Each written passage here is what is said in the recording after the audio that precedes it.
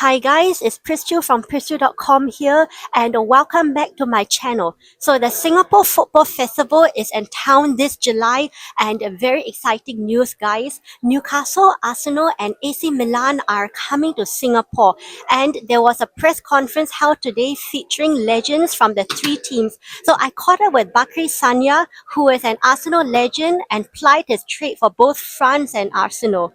So let's hear what he has to say about Arsenal's 3-0 win over defending champions Real Madrid in the Champions League, whether he thinks Arsenal can go all the way in the Champions League this season. Let's hear what he has to say. Well, first of all, uh, I don't want to be extra positive, but I was very positive before the game because I know how good the players can be on the day of the game. I know we have a lot of quality and we have a very young team. But when you see the young players performing, they played as if they're on the scene for a very long time, and this is a good sign for me to play with confidence. And I knew the team was going to play with confidence. I knew the Emirates Stadium and the fans would be supportive because to me it's one of the best atmosphere in UK and in Europe. And I knew by attacking the way they were attacking, they could create problems to Madrid. Madrid have amazing players. I don't want to withdraw them from the second game and from the Champions League, but I hope we go there and play with the confidence we played and perform the same way because, of course, it's about 3-0 on the first game, but we created many chances by attacking, and I think the team will be attacking the same way. They won't pay attention to the atmosphere, even if it can be hostile. But I have a good hope the team can do well and maybe go to the final and maybe perform. But I'm very positive. Well, it's my bill of clubs. You know, Arsenal is a French team in UK. We have historically many French players that play there, and I naturally got to support them by watching the game. When Thierry Henry, Patrick Vieira, Emmanuel Petit, and name them were playing at the club, it's the most followed team in France. So I was able and blessed to be able to play for Arsenal. I'm very grateful for that, and it's in my blood. You know, my blood is red for a reason, and that will never change. That will never change. Of course, I left the club to Man City, but you know the vibe and the love is and will always be there. So to see them successful will be great. They reached a final in 2006. They lost in a strange way, but they have the chance for me this season to get back into the final and hopefully to win. As a player, we know we have a big fan base in Asia and especially in Singapore. We are always looking forward to come and play around here. And when I was playing for Arsenal, I was very excited to come to Asia. First of all, because I love the culture, I love the people, the enthusiasm of people here is magnificent, and to be able to meet them physically is really important because we always get to feel the support from outside. Feeling and meeting people is always different, and it's always great to be able to play here in front of the fans and to feel the atmosphere and to see how happy they are and to make them happy. And it's a give back, if I want to be honest, as I mentioned before, because we know how supportive they are, and also for us to feel the vibe and to be able to learn from them and to see how it's really happening here. It's really important as a player because of course, it's about Emirates Stadium, but when you play, we have to take in consideration we are playing also for people across the world, and to be able to come here is very good. No, I believe it's competition. If you think about the past years, one team was creating a lot of problems, and it was Man City. If you see now that you can reach 90 points, 95 points, and still not be champion, is a big problem. But some of those teams were reaching 100 points pass, and City was probably the biggest rival of Arsenal this season. They won the treble, they won the Champions League, so it's never easy. We always focus on Arsenal, but sometimes you had to admit some of the other teams are more competitive.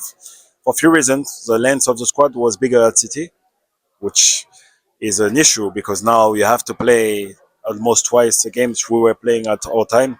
The players are all getting involved internationally with their own respective international team. We have so many competition, and for the starting 11 to be able to play every 3 days on the same pace, on the same intensity is almost impossible. The length of the squad now is getting better and bigger with Arsenal, and we see them more performing. And it's not about a specific position on the pitch because, as we can see, Kai Havertz was doing the job, even if he's not natural number 9. Mikel Merino is still scoring now, so it's not about the focus on missing one specific striker, but of course, any striker will be welcome because that will raise and add some quality to the team.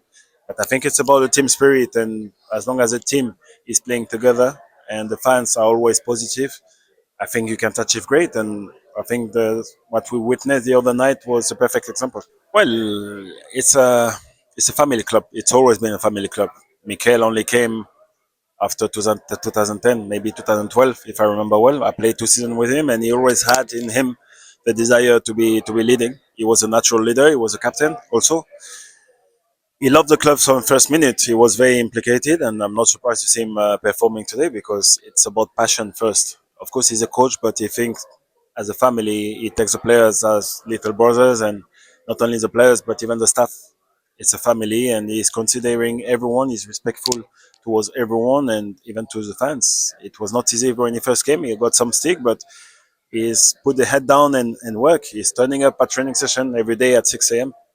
and he's leaving maybe 6, 7 p.m.